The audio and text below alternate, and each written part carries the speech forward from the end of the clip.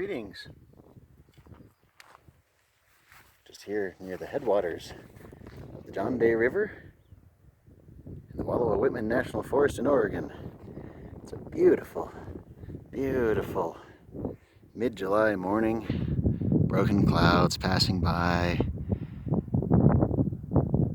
Looking out towards Mount Ruth. It's a little breezy, but you know, some higher elevations and a big canyon here, it's going to be a little windy. We accessed from the Peavy Trailhead, just down the river there, maybe 2 miles or so, by the old Peavy cabin. It's a rental cabin you could stay in if you chose. You can follow the trail on up, Peavy Trail, and there's a fork down here where it crosses the river. And if you want, you can wander up into the old mine sites, or you can follow the trail that takes you across the hillside and all the way up there on the ridge, up above the headwaters, all the way upstream.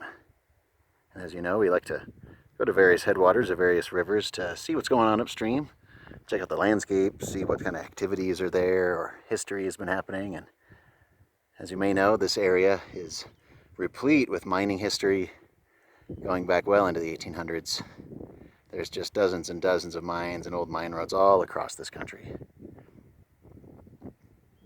And with those mines can come some rather unscrupulous, or, at the time they didn't know, activities.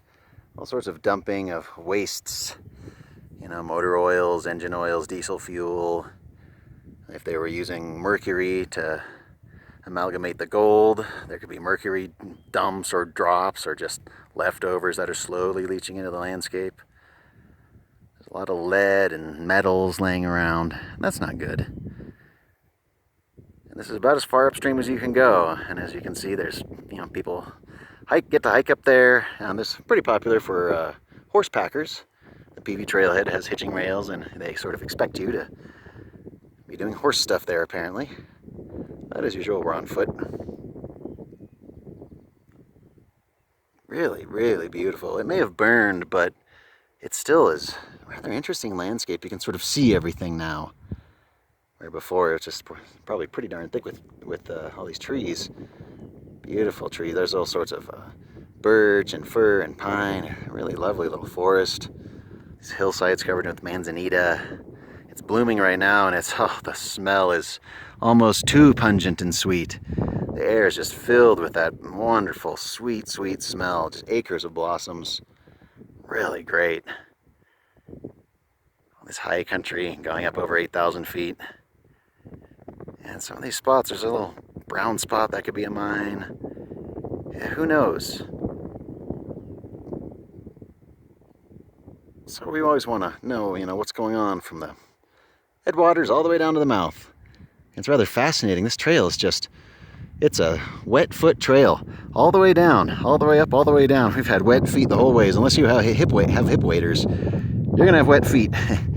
And it's just amazing to go downstream. And you've seen our videos from the main stem John Day and the lower John Day Wilderness Study area. And it's not that big of a river. Even this time of year, you could just about walk right across it. It's really not any bigger than it is right here. You can pretty much just walk right across. It's really amazing. Like, where's all that water go? And this is only one of the forks. There's just stream after stream coming down in. Lush green, beautiful landscape. Man, really, really cool up here.